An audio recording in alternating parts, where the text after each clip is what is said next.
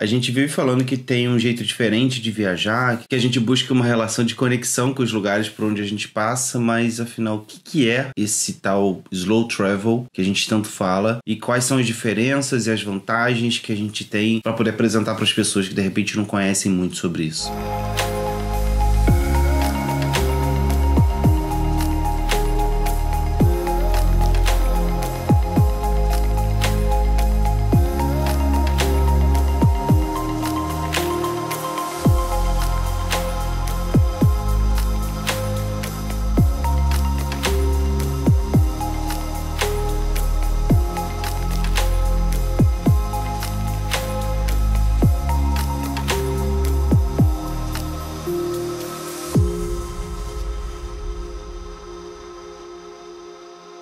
Indo na mesma linha do slow food e slow consumption, não sei se existe isso. Slow living. Uma maneira de você ir para os lugares e não ficar com pressa para poder conhecer ele. Você vai conhecendo aos poucos, você viaja, fica por mais tempo, você se conecta de uma maneira mais local. Não tô tirando a validade de você viajar por turismo, mas provavelmente é o estilo de viagem que a gente mais está acostumado, que a gente mais fez ao longo da vida toda. O slow travel é novo pra gente, no turismo é mais conhecido. A gente gosta de poder ponderar essas duas questões e para isso é importante a gente comparar esses dois estilos de viajar.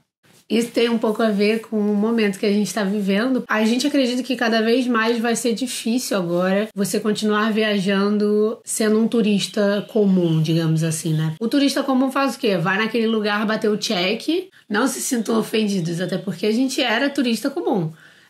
Mas a gente não gostava de dar o tal do check lá nos lugares, tipo, sempre a maioria dos lugares turísticos são aglomerações e tal. Então, por conta do momento atual que a gente tá vivendo, talvez isso mude. Ou o lugar tá fechado hoje em dia, então você é obrigado a conhecer outras coisas. Ou 2, você quer evitar aglomeração. Então, se o lugar tá muito lotado, se é um ambiente fechado, você já não vai lá. Então, vários desses lugares que a gente conhece, aí, pontos turísticos no mundo todo, estão nessas duas situações, né? Ou estão fechados, ou você quer evitar porque é uma aglomeração. Talvez mude um pouco a forma como a gente viaja hoje. A gente não, né? Vocês, talvez, não sei. O turista comum, né? Mas aí é uma coisa que eu acho que a gente continua sendo turista. Só que a gente é talvez um turista um pouco mais esporádico e consciente. Porque... Eu gosto de falar que a gente é estrangeiro nos lugares que a gente chega. Isso, e não porque turista. A gente é. Assim como no Rio, quando a gente estava na Itália, chegava no final de semana, a gente ia pra, vamos pra Florença. E aí a gente ia conhecer Florença. Assim como a gente fazia quando estava no Rio. A gente, vamos pra Petrópolis, entendeu? É a mesma relação. Então a gente continua sendo turista. Quando a gente mora numa cidade e eu quero conhecer o ponto turístico dessa cidade, eu tô fazendo turismo nessa cidade, entendeu? Então a gente nunca vai deixar de ser turista. Isso aí. Ele entendeu. Existem alguns lugares que a gente tem muita vontade de ir, mas a gente sabe que é muito caro. Que é esse é um vídeo sobre as vantagens do slow travel, mas a gente tem que falar algumas desvantagens também para poder equilibrar. E uma delas não é para todo mundo, e 2, não é para todo lugar. Por exemplo, eu quero ser slow travel na Islândia. Cara, assim, beleza, qualquer um pode ser, basta ter dinheiro, uma boa quantia de reserva em dólares para poder aguentar. Não, você poderia fazer isso, não tem o menor problema, mas não é uma parada tão acessível. Não é comparável. A gente fala assim, não sei se eu vou pra Islândia ou se eu vou pra Tailândia. Né? Duas realidades, financeiramente falando, completamente diferentes. A gente tem um orçamento de hospedagem, que é o principal custo envolvido nessa vida nômade. Por isso, eu não descarto a possibilidade de a gente viajar a turismo. Né? Eu quero poder ir pro Japão, eu quero poder ir pra Islândia. Então, esses lugares, eles exigem que você fique pouco tempo, ou então você vai gastar uma fortuna da sua reserva para poder ficar lá num tempo normal. Então agora a gente vai falar algumas vantagens de viajar slow travel. Primeira vantagem que eu acho, assim, a melhor vantagem, você ter tempo para conhecer o lugar com calma e no tempo que você quiser. Você leva um tempo, normalmente, para se adaptar àquele lugar. Como qualquer pessoa que não necessariamente esteja viajando, mas quando você vai se mudar para um novo lugar, você vai levar um tempo para se adaptar ali. Talvez seja 1 mês, talvez seja 2, talvez seja 3, mas na nossa realidade a gente demorava assim, em 1 mês a gente começou a ter uma rotina naquele lugar, a gente estabeleceu tudo que a gente tinha entendido como é que funcionava mais ou menos o bairro que a gente gente estava, e aí cortava. No 30º dia cortava, a gente tinha que trocar de cidade. Então, pra gente foi muito corrido. Ao mesmo tempo, no Canadá, a gente ficou 6 meses e assim, a gente já não aguentava mais, né? E no Canadá, no final, a gente ficou com a sensação de, tô com vontade de conhecer o mundo, sabe? De tanto tempo que a gente ficou parado ali. Mas talvez, assim, o visto do Canadá são 6 meses. Se a gente trocasse de cidade a cada 3 meses e ficasse em 2 cidades, daria, pois né? Exatamente. Talvez desse uma quebrada bastante. Tipo, se a gente fosse pra Montreal e Toronto e Vancouver. E sem contar que a gente pegou o inverno, que obriga a gente a ficar mais tempo em casa ou em ambiente fechado. Exato. No nosso caso, né, somos privilegiados e temos a possibilidade de escolher trabalhar sábado ou segunda-feira, sei lá. A gente pode tirar um dia da semana se a gente quiser quebrar e quarta-feira ir visitar os lugares mais turísticos, digamos assim, tipo, que foi o que a gente fazia na Itália e ia pra Florença no meio da quarta-feira, né, no meio da semana. Segunda vantagem é você conseguir sentir a vibe do lugar e principalmente saber o quanto que ela pode te influenciar. Quando a gente fala e a gente de certa maneira critica essa questão do fast travel, né, de você viajar como se você estivesse num restaurante de fast food, você come, você tira uma foto no lugar, faz não sei o que, se chove, você fica desesperado porque você só tem um dia naquela cidade, porque quando você fica um pouco mais de tempo, você consegue sentir um pouco mais a vibe do lugar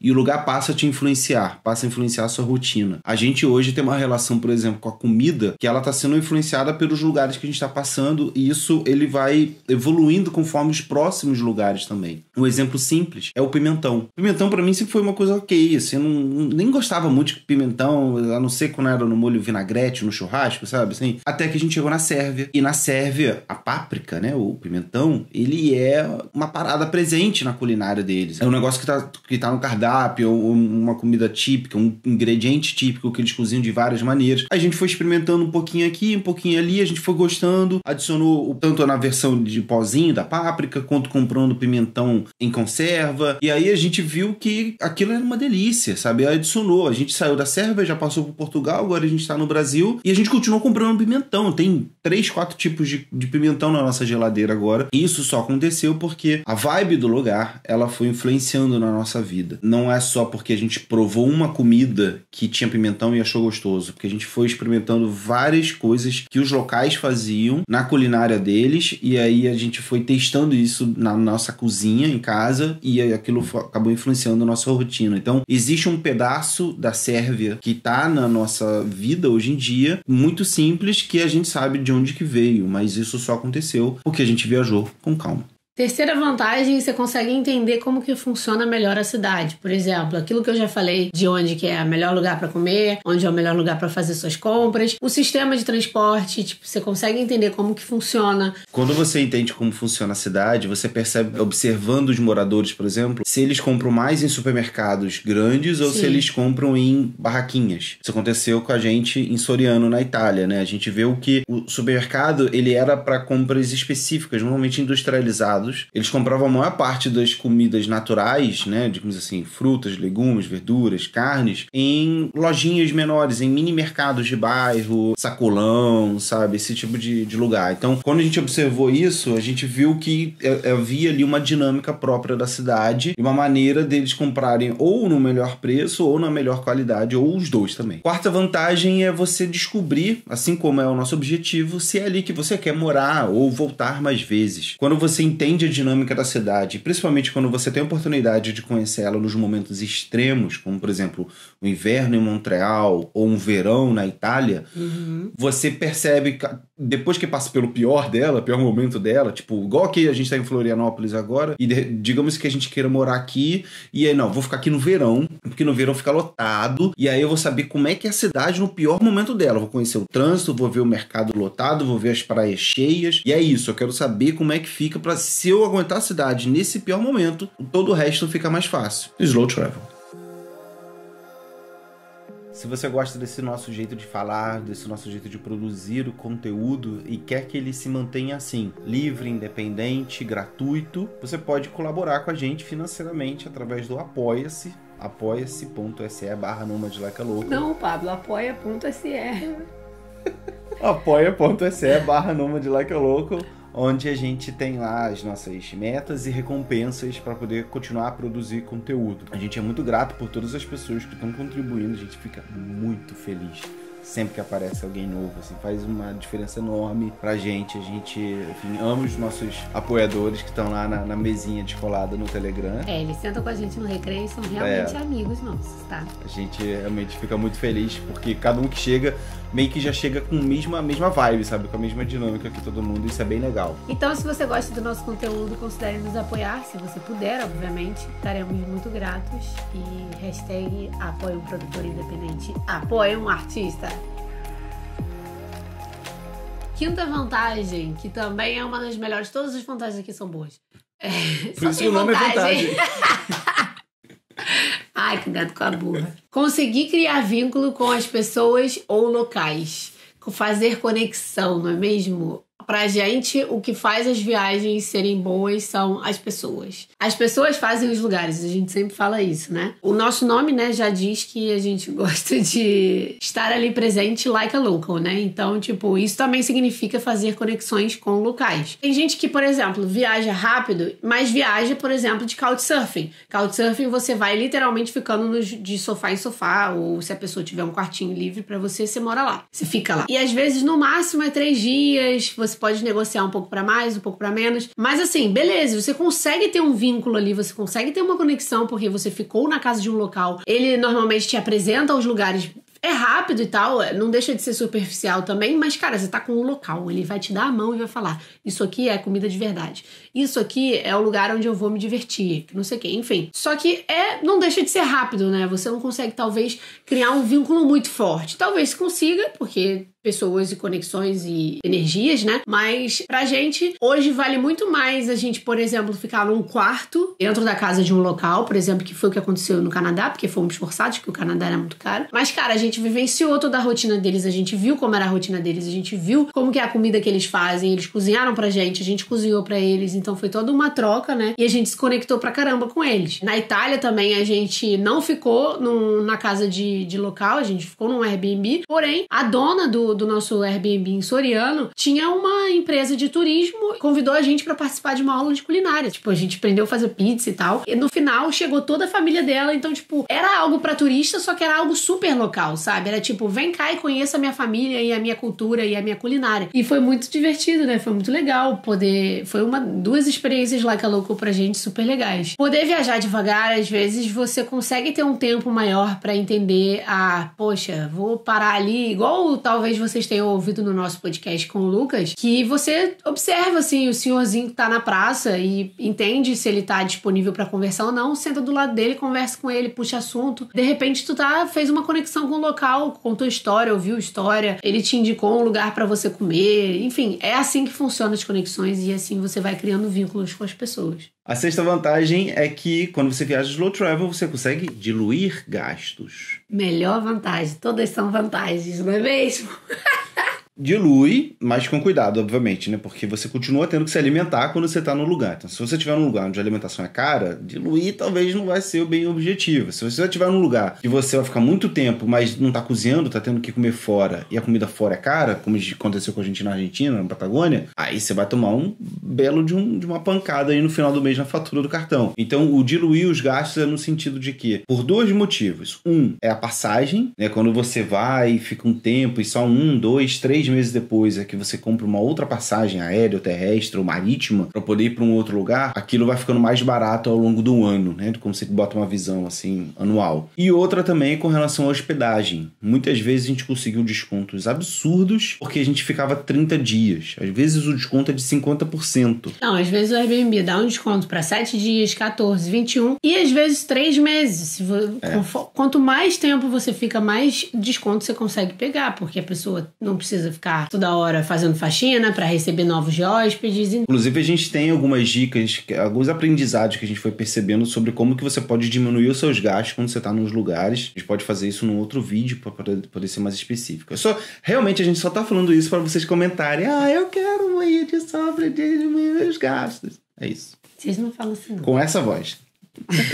A sétima vantagem é você estar presente, assim. Mais do que nunca, você tá ali, você tá tentando conhecer aquele lugar, tentando se conectar com aquele lugar. Então, tipo, obviamente você vai estar ali. Porque quando você precisa correr, fazer tudo muito rápido, você talvez não preste atenção no seu vizinho, talvez você não preste atenção no caminho que você faz até o supermercado, talvez você não preste atenção na rua de trás que tinha uma parada, tipo, uma vista maravilhosa pra tal lugar, sei lá. Você tá presente, você quer conhecer aquele lugar, você quer entender o que é aquele lugar. E tem toda uma filosofia de você observar as coisas, né? Existem lugares que, muitas vezes, a história dela, do lugar, da cidade, do bairro, ela não é tão visível, sabe? Ela não tá escrita em placas ou em estátuas. Às vezes é só por uma questão de observação e você vai meio que juntando as informações. Se, por exemplo, quando a gente tava na Sérvia e a gente lembrava de que lá teve uma época em que os turcos, né, os otomanos, eles estavam dominando os lugares, e a gente olha para alguma coisa, tipo café, e a gente percebe, caraca, essa influência do café, do jeito deles fazerem café, tem quase 1000 anos, entendeu? Então, assim, é uma parada que buga a cabeça, e aos poucos você vai estando, à medida que você vai ficando presente nos lugares, você percebe o quanto que a influência, ela vai se moldando através do tempo. Além de ser um exercício pra gente interessante, né? A gente tá vivendo num mundo onde tudo é corrido. Então, quando você tá a gente começa a adicionar o slow como se fosse um exercício mesmo de meditação. Desacelera, né? Desaceleração, de você estar presente, de você pegar as coisas com calma e consumir aquilo com calma.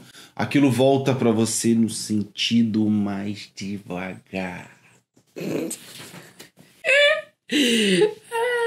Mas é todo entender o seu processo, né? Você não precisa ser... As pessoas estão cada vez mais ansiosas, principalmente por causa das redes sociais. Então tem que seguir um padrão social ditado pelas mídias e, tipo, não precisa, sabe? Entenda seu ritmo, entenda como que funciona melhor pra você e esteja presente, principalmente. Então essa é a nossa visão sobre o slow travel e a nossa experiência, a forma como a gente está vivendo. Eu acho que se você puder, mesmo que você não seja nômade, não tenha planos de ser nômade, se você assistiu esse vídeo até aqui, é porque você tá com uma vontadezinha de repente testar. Então tenta ir para um lugar, se conectar de uma maneira diferente, não ir para os destinos turísticos. Pergunte para um local, pergunte para um garçom, pergunte para alguém que você conheceu em fóruns na internet, para poder saber o que vocês fazem, quais são os lugares que vocês vão. Toda cidade grande, ela tem um blog local. Às vezes as pequenas também, eu acho. Tem um blog local do tipo o que fazer, sabe? Aí aqueles eventos assim super pequenos para, sei lá, 500 pessoas, às vezes. Dá uma olhada nesses eventos, vai curtindo com calma, vai se beliscando por esse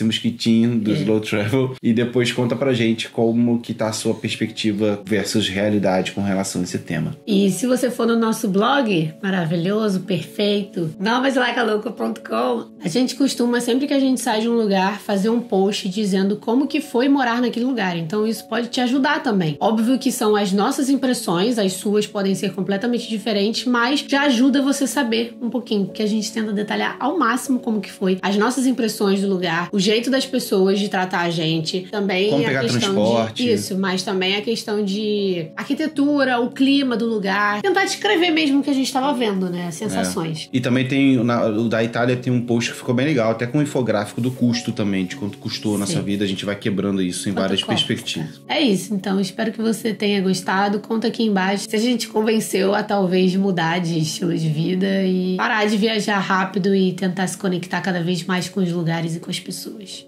Do meu coração pro seu, namastê.